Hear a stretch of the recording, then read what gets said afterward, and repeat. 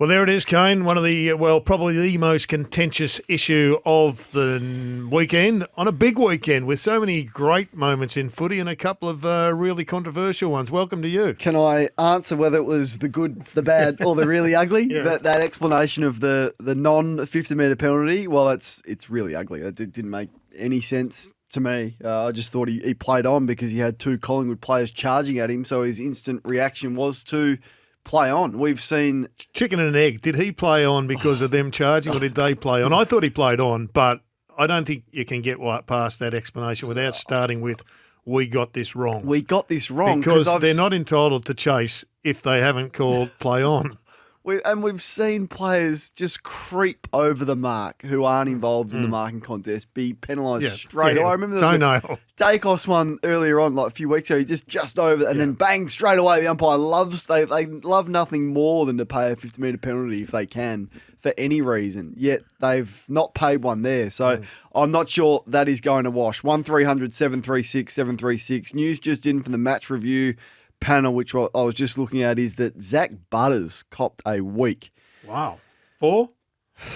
Let me read it out to you. Striking, first offence, Tom Green in the first quarter. It was off the ball. They did pay a free kick for it. Intentional conduct, low impact, high contact, 1 match. That would be the softest suspension we've seen all year. I suspect Port Adelaide will think about this for 2 minutes and challenge it and get this downgraded because there was hardly anything in it. We've seen ones with like Gerard off the ball on Dacos, which is a fine. I expected it to be a fine, but he's got a week. Big game against Brisbane this week. It's going to be difficult. Season on the line? Yeah, for Port Adelaide to win without their best midfielder probably, and one that the opposition have been going after hard. Connor Iden got a fine for rough conduct on Jed McEntee in the second quarter. Yeah. 3,700, and Avan Soldo, big Avan, got also a 3,700 fine.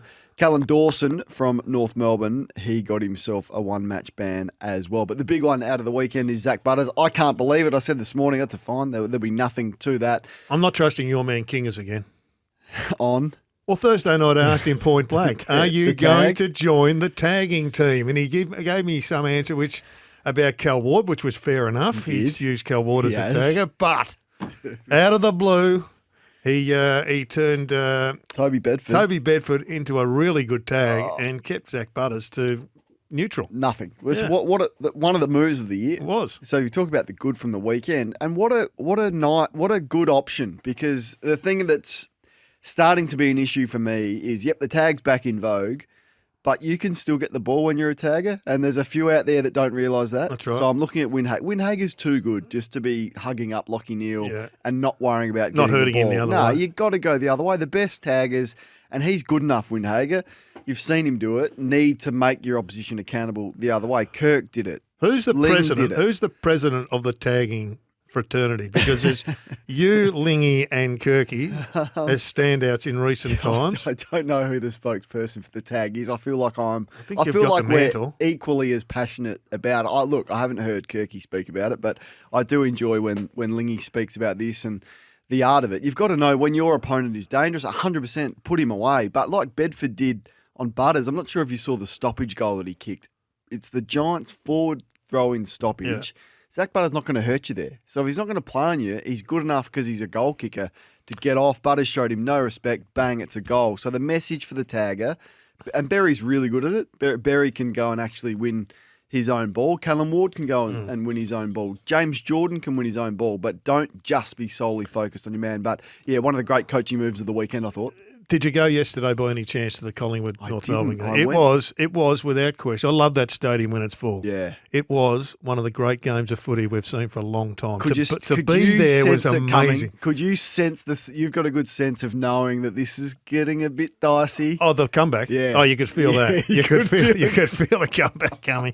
When they kick, I reckon when they kicked the goal just prior to halftime, that was the switch, because it was a nervous goal by North Melbourne not defending it, and it gave Collingwood just that little bit of breathing space and a little bit of positiveness going into the halftime break. But gee, running out of legs makes me question. Yes, they're young and they didn't have Simpkin, but I think they've got a fair way to go yet as a group to reach the physical standards that are required to run out a game. Yeah, there's no doubt about that. I must admit, I was at the netball, but I had two eyes on my phone as well. I was streaming it and got to see the first and the last quarter in its entirety. Missed a little bit of the second and the third.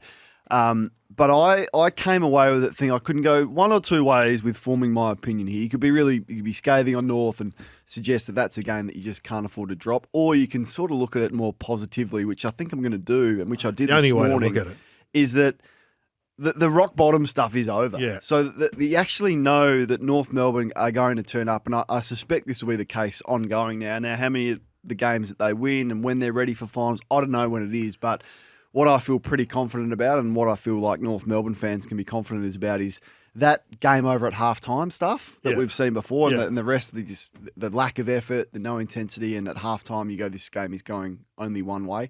They're going to be in a lot more games than they're not going to be in. So I think the rock bottom is done. Over 100% it's done. I've seen them done both games there where they've taken away the first half. West Coast, they let them back in, but they took apart Collingwood, much better opposition than West Coast. Charlie Comben is a magnet. You can just pluck there for 200 games, and hopefully he goes on to be an All-Australian. He's certainly got that talent.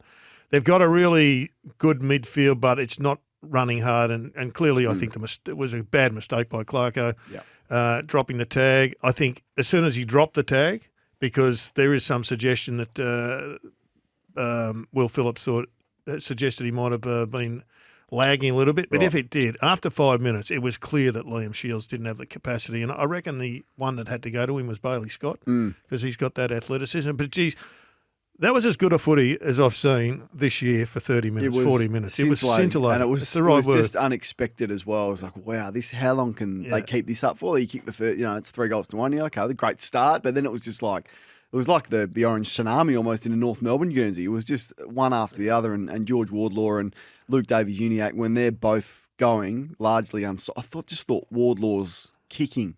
He was kicking absolute bullets. Yeah. The other thing that is amazing at the moment is this level of the superstar. The Bont versus Dacos. Trying to one-up each other.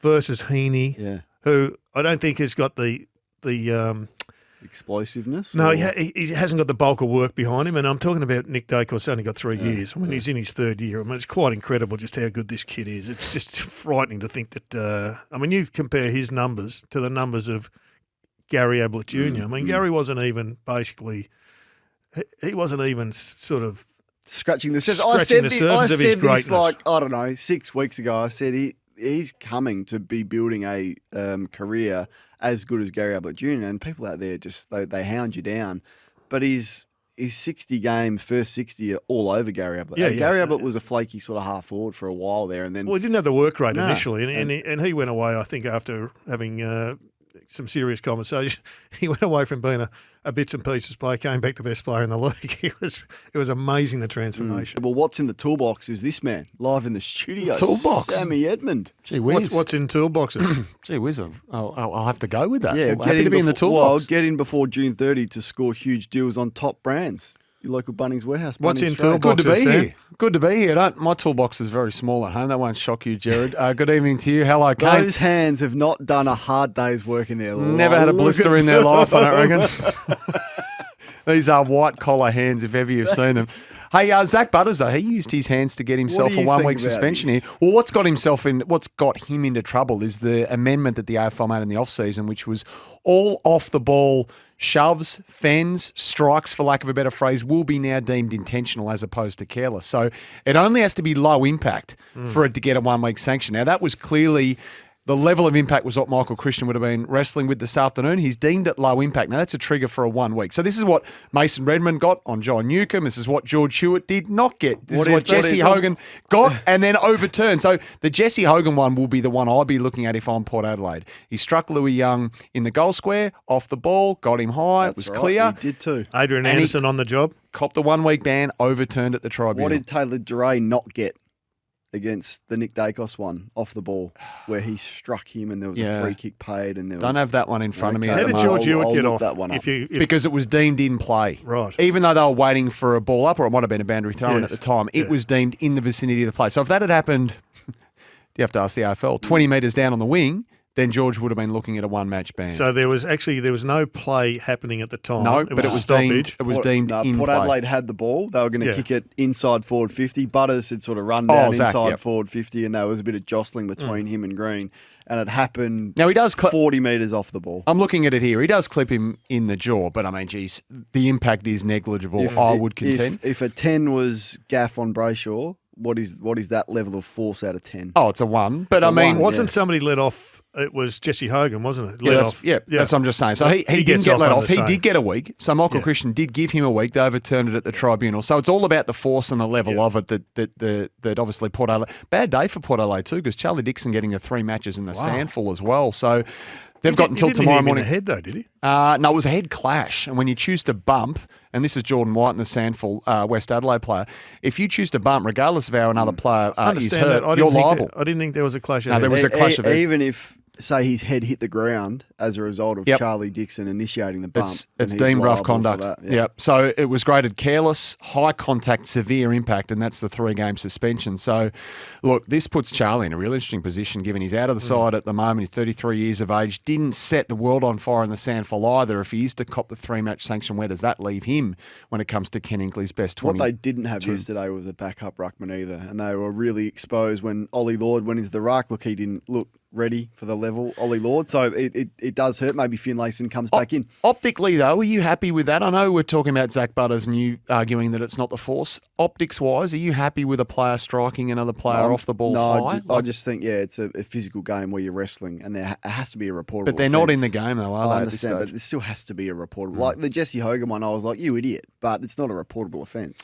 Callan Dawson copped the 1-match ban as well. This one less surprising. This was on Jack Crisp, careless, medium, high. That was 1 week. Toby Green led off. This was Brandon Zerk-Thatcher, again off the ball, a bit like Zach Butters, looking to shove to create some space. He got him high, but clearly that one wasn't even explained by the MRO, so that one was fine. How's that one different to the other one? Well, I guess they deemed it be, the force was negligible, not constituting a reportable Didn't he go down, offence. though, Zach? Yeah. Yep. The AFL today told clubs they'll be given salary cap relief. So this had been coming when it comes to losing contracted players to retirement when it is recommended by the league's concussion panel that they be medically retired. So there's 2 features of this. It involves the ability of clubs to gradually write off the negotiated financial settlement with the player over the life of the contract, but it also gives the clubs or holds them to maximum thresholds of total player payment relief in each of the first 3 seasons. So I'll explain this after a player is medically retired. So in the year immediately following the medical retirement, they get 90% cap relief. In the second year, it's 75%. In the third year, it's 50%. And then after that, nothing. So if we run Angus Brayshaw through this under the scenario, let's say he was owed $3 million over the 5 years remaining in his contract, $600,000 a season. This year, Melbourne will be able to pay $540,000 of the $600 outside the cap, $450,000 in year 2, $300,000 in year 3, but then they would have to cough up, theoretically, $600,000 in years 4 and 5. Doesn't that just mean the players are going to get their payouts front-ended? So, yeah, possibly. Or this will be something where clubs are, I guess, being encouraged to really think about those who have a concussion history, not to give them 5, 6, 7 and 8 year contracts. So they are fully protected, the players. So they'll get their money regardless. Get their money wherever it comes from. Yep. It's just going to get front-ended. I don't think it deters the young. Well, I'm not sure if it works that way, though, Gerard. Well, it doesn't work that way. Well, I need to get it clarified with the AFL. So let's say Angus Brayshaw is owed $3 million over the course of the next 5 years. I think it would be over an average per year from there. I mean, you can't just say... Have they put that in the fine print?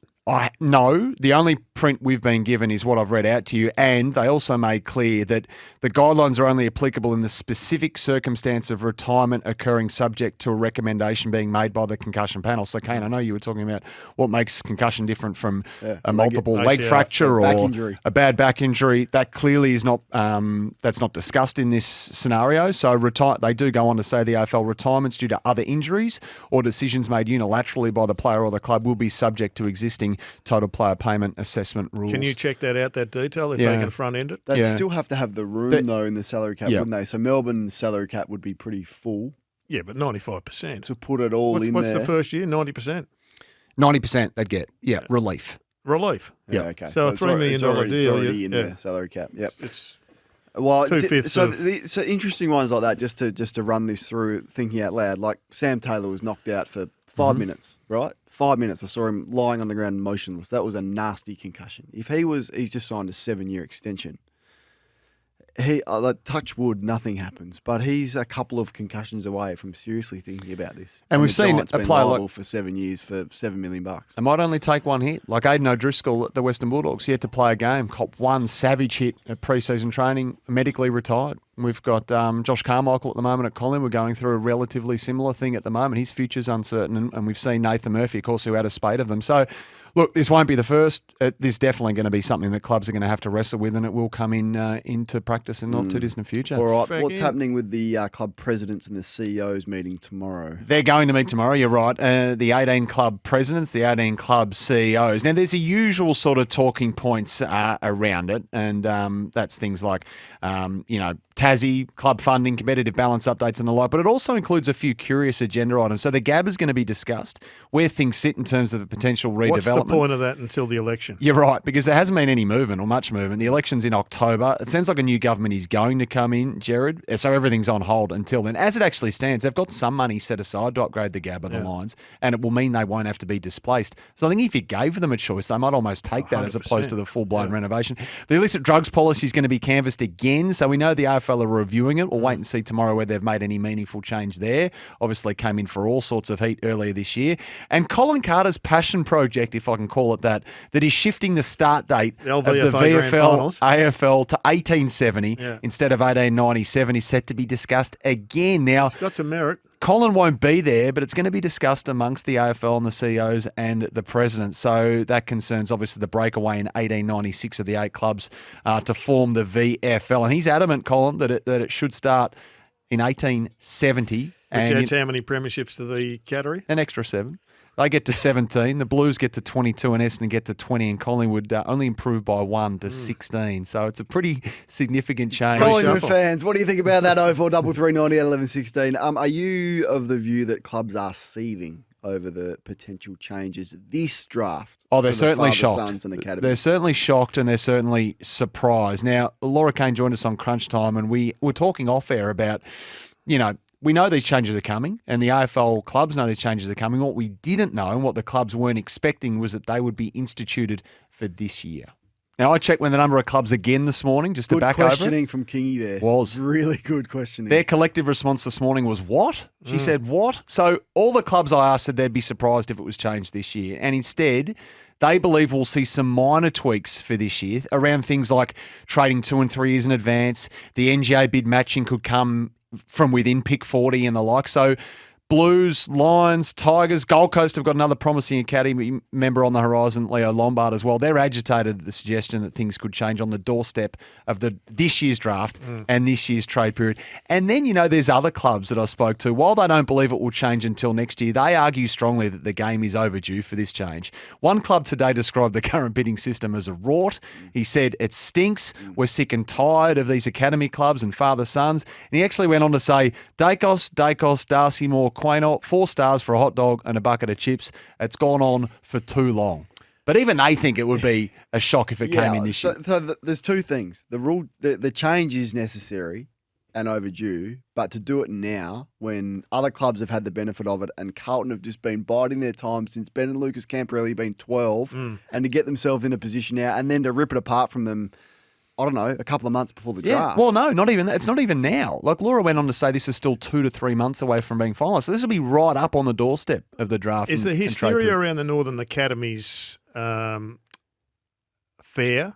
For instance, the Swans. They've spent $17 million, and I know the Swans more intimately than I know the others. Yeah. $17 million over 15 years, and they've got probably 6 players out of it. I think if you sat down and spoke to those clubs... 5,000 kids, it's about... Yeah.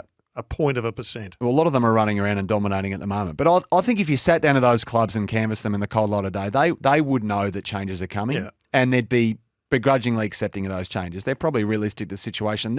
It doesn't mean they don't get those players. It just means that they have to pay a price more commensurate with the players' talent.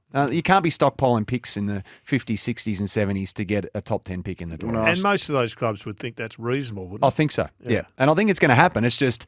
let's give the clubs a little bit of forewarning before we bring it in. I do want to ask you about Dustin Martin. A tweet that you sent last week just pricked my interest. Sam Edmund sent out a tweet 3 days ago on the 14th. He says, not for the first time, lots of speculation around what Dustin Martin does next. Uze says he's 100% on board for next season, yet there's still lots of smoke around this being his last game for Richmond. Predictions couldn't be more opposed. Hopefully he carries on. I'm still... Pretty self-explanatory tweet, I reckon. But for you to send that, there must be smoke, as you said. And where there's smoke, there's blue cod. So what are you suggesting? There's still some uncertainty whether he plays in their next game. Yeah. Now, I don't pretend to know the answer. All I was trying to lay out was we've got two polar opposite opinions here. Now, and you're hearing both. So now, you are hearing. What bothers people is that we're hearing one publicly with names and faces, and they can be held accountable. That's the Adamuzes of the world. That's Ralph Carr. And, who are the others? And then the others are people that we can't name and that we can't put a public profile to, who are saying no. We're led to believe Dusty is going to call it quits. So I was simply weighing up the both. Now, that they're a very sensitive lot, the Richmond fraternity, and good on them because they've got one of the all-time greats playing at the moment. No one wants to see him go, myself included. I was just simply looking to lay out where things sat at the moment, and Which there's enough people is prepared more to say convincing. I do you think? don't know, but there's enough. They're equal. Can I a couple you more? Can't. Dusty's playing the rest of the year, sure. He's a bit uncomfortable. But one more, was there anything that he said with Jack Revolt post game? Well, I didn't take that to you one way or the other. No, I thought he left the door ajar. So did I. But you can look for what you want to see in things. So people it wasn't definitive, was it? I didn't think so. But people who were looking for him to play on and believing he's going to play on would look at that and go, "Great, he squashed those rumours," and that's how it was reported. And then other of us who are perhaps a little bit more circumspect, well, no, he's left the door ajar. So you look for what you want to see. See how we go. Freshen up after the bye. Some words to that effect. See how we go. Freshen up, see how we go. See how we go was the one that, okay, see how we go. Should always be wary of sides coming off a 100-point win.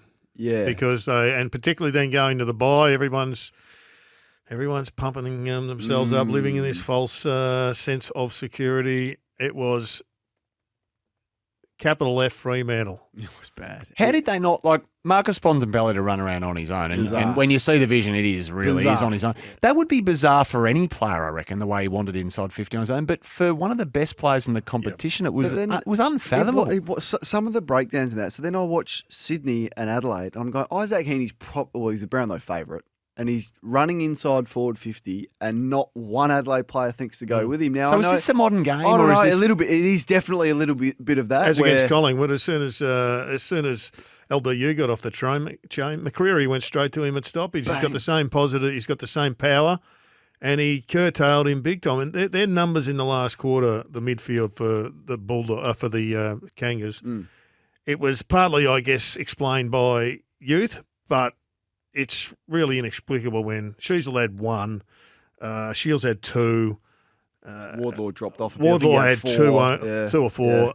LDU had 3 late, but only 6. I mean, it was just Tom Powell, I think, needed to go in there. They needed to be alert and freshen up. Didn't Justin Longmuir read the script? The tagging's back. Every club's just about doing it. We got another 3 clamps on the weekend of those who were doing it. Yeah, and he had I think Young was the perfect side because Bont's hard. You actually need a bigger body. Like Berry was But perfect. It's a mind game as much as a physical game. It is and he didn't have the mind space. And they hunted Bontempelli the previous week, Brisbane, and that whole sense of purpose is, as a team, we're going to get after. And sometimes that can really galvanise a group, and it did that for Brisbane and for Fremantle to waltz in and do. I volcanoed them yesterday on the Sunday Footy Show. I couldn't believe it. I was like, "This is Bontempelli, and you're allowing him to do that." They had the player. It's Bailey Banfield. Banfield was the man. He could have done it. Young could have done it, but he just. So I know Young's hasn't got the mental. Okay. I mean, he's 100% attacking. And Toby Bedford got the 10 votes for his job on Zach Butters. Did he? Well 10 done. coaches' votes. So that in many ways might be the modern day tagger. I know we've spoken about run with players and those who do damage the other way, but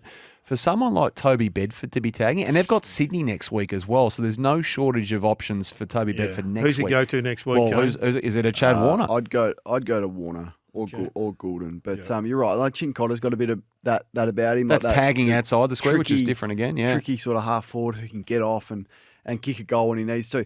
How do you see the situation at Adelaide? Getting a little bit ugly, just in terms of the pushback from the club on certain media figures, and Stephen Rowe on 5 Delays been leading the charge. I think what Rowe has said has been pretty much on the money. Matthew Nix says he feels as supported as he ever has, and he lauded his footy club for that support. I said over the weekend he's probably not sleeping that well, and boards have done stranger things. It's been a shocking year for the Crows. You can't have players like Joel Amartey kicking 9 individual goals on you with the defensive breakdown that happened at the Adelaide Oval on Saturday night. Well, we're a long way out, but I look at them and think, is the problem and the issues this year, they appear to go, for me anyway, well beyond the coach's desk. Like, I'm looking at whole of club here. I'm not just zeroing it into one guy who, look, the contract for me makes it, I'd be staggered if they did. And I'd be absolutely floored if they did anything with the coach. But I view... Would you think it's like a Luke Beveridge, Gerard situation at the end of last year where there's a review and there's a lot of change around Matthew Nicks, but Nixie survives and goes on and has another crack?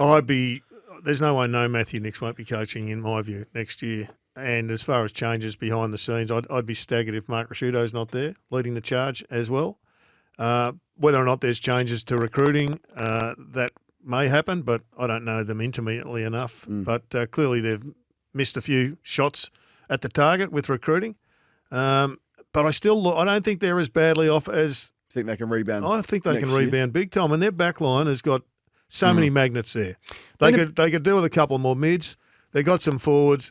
I mean, they played some pretty good football up until half-time. They just couldn't sustain it. And that's the question I'd be asking, how come? Been a bit of a perfect storm of late, hasn't it? But a window into what life looks like without some elder statesmen of that football club, like Taylor Walker. We know Rory Sloane's retired. I mean, Matt Crouch was playing some good football. I thought he was out of the side. There's some real experience there. Isaac Rankin was out for a period of time as well. So I think maybe the availability they couldn't absorb and they couldn't cope with. Number of players down on form. I'm more inclined to big glass half full like Gerard than